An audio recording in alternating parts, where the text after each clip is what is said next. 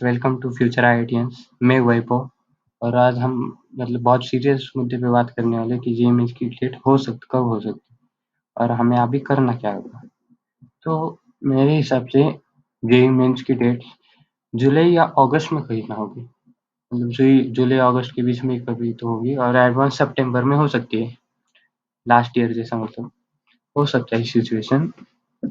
तो ये देखिए कोरोना के पिछले साल जब हुआ था जेईई मेंस तब अप्रोक्सीमेटली एक्टिव केसेस 8.5 लाख थे, लेकिन अभी 37.5 लाख है। बहुत वर्स्ट सिचुएशन हो गई है।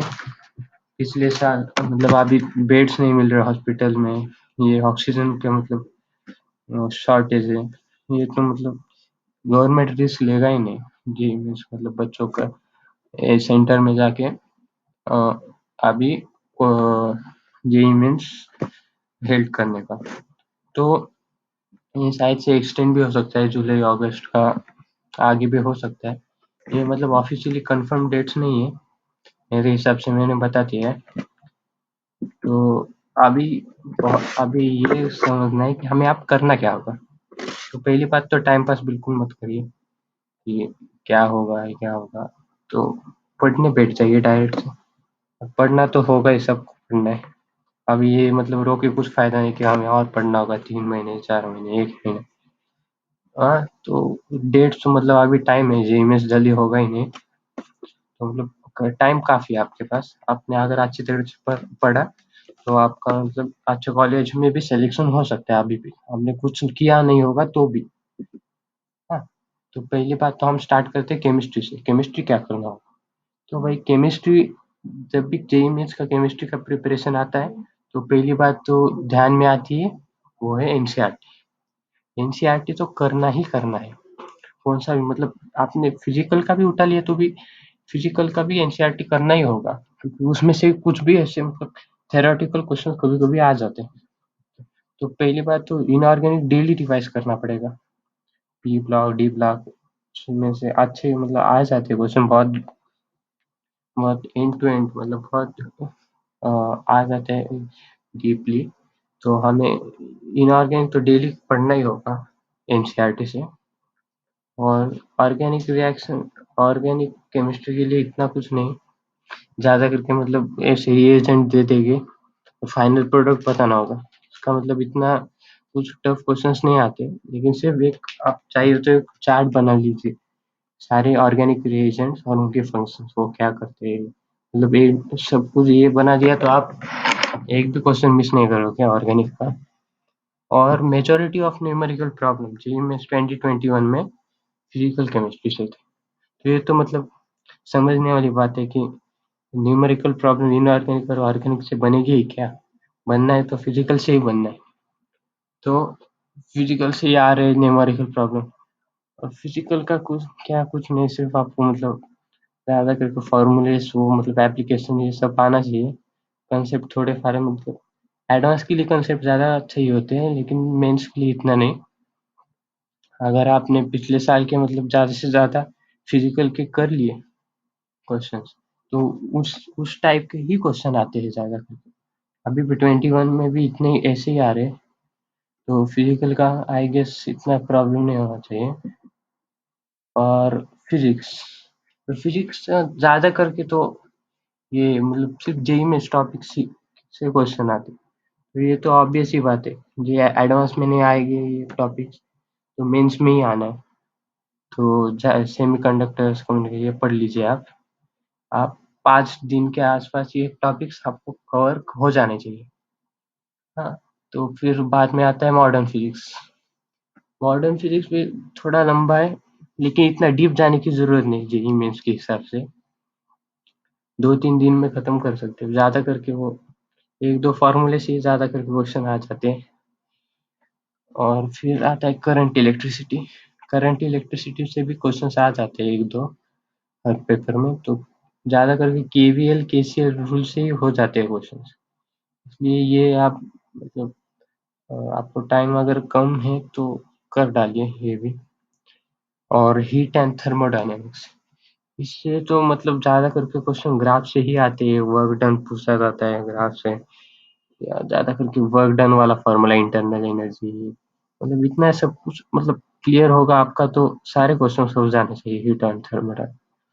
ग्रेविटेशन तो आपको सब कुछ करना पड़ेगा क्योंकि कभी-कभी एडवांस क्वेश्चन आ जाता है, लेकिन ग्रेविटेशन बहुत आसान टॉपिक है। तो ये तो मतलब हो जाना चाहिए सब कुछ, मतलब एक भी कुछ भी छोड़ूँगा, सब कुछ कर डालो ग्रेविटेशन। ग्रेविटेशन का क्वेश्चन आता ही आता है। और फिर आता है मैकेनिक्स। मैकेनिक्स में वेव्स और फ्लूइड्स से बहुत कम क्वेश्चन आएँगे इस साल, इसलिए आप मतलब चाहे तो छोड़ सकते हो। लेकिन हाँ, तो अभी आते हैं एसएचएम पे। एसएचएम मतलब फ़रवरी में अच्छा खासे क्वेश्चन आए थे उसपे।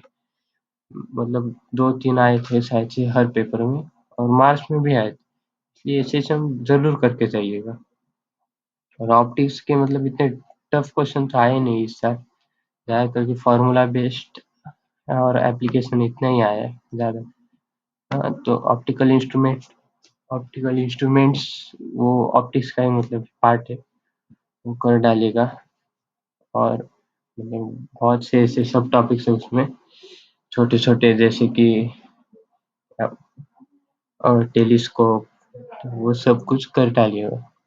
हुँ, तो और फिजिक्स का सबसे सबसे इम्पोर्टेंट ये चीज़ है कि 2019 एंड 2020 के पेपर्स, ये ज़रूर करिएगा आप। मतलब ज़्यादा करके उस टाइप के क्वेश्चंस ही आते हैं 21 में। मैंने खुद फॉलो किया है ये। और मतलब मुझे फिजिक्स में 99.3 परसेंटाइल थी। सिर्फ 2019 एंड 2020 के पेपर ज़्यादा करके सॉल्व किए थे। मतलब सारे ही कर दिए थे, और उसका मतलब ट्रेंड और एनालाइज़ किया था वो कैसे क्वेश्चंस आते थे। तो फिजिक्स में वो ज़रूर करिएगा। अगर आप पूरे पूरे आर्काइव फिजिक्स के नहीं हुए तो ये ज़रूर करें। अब आते हैं मैथ्स। तो मैथ्स इस साल बहुत टफ आया है, मतलब लेंथी आया है, टफ नहीं कह सकते। लेंथी क्वेश्चंस ज़्यादा आए, तो आप ज़्यादा से ज़्यादा लेंथी क्वेश्चन सॉल्व करिएगा। हम घर पे कभी-कभी क्या करते हैं कि हमें पता चल गया कि मेथड क्या है, कैसे सॉल्व करना है, तो क्वेश्चन छोड़ देते हैं मैथ्स के। लेकिन ऐसा नहीं करना है।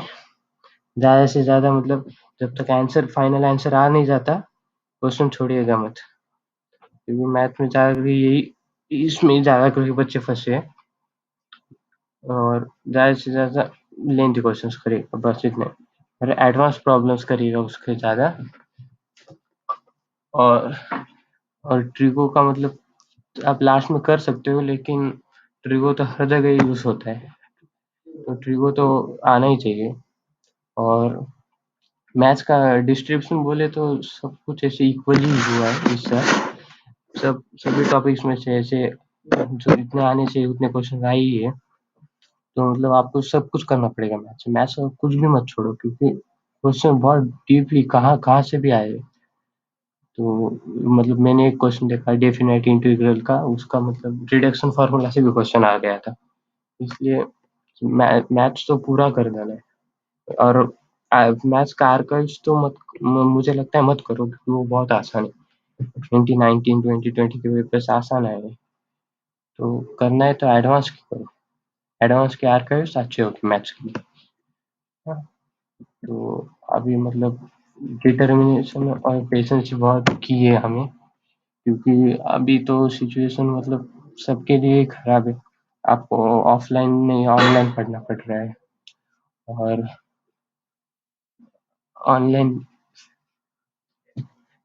ऑफलाइन नहीं ऑनलाइन पढ़ना पड़ रहा है। और बहुत से ऐसे हम फेस टू फेस कांटेक्ट नहीं हो रहा टीचर्स के साथ हमारा। ये मतलब हमारा मोटिवेशन लो हो जाता है इससे। इसलिए डिटरमाइंड रहिए। हमारा मतलब फाइनल एम क्या है वो मतलब हमेशा ध्यान में रखिए और पढ़ाई कीजिए और पेशेंस रखिए। जब तक हमारा आपका पूरा थियरी सिलेबस खत्म नहीं हो जाता, डायरेक्टली जंप मत कीजिए कि फुल टेस्ट पे। मतलब डायरेक्टली फुल टेस्ट मतलब आप देखिए कि आपका मतलब मार्क्स कम हो जाएगा, उसमें मतलब आप ज़्यादा लो फील करोगे। इसलिए directly full test half test solve मत करिएगा। पहले सिलेबस अच्छी तरह से पूरा कीजिए फिर करिए।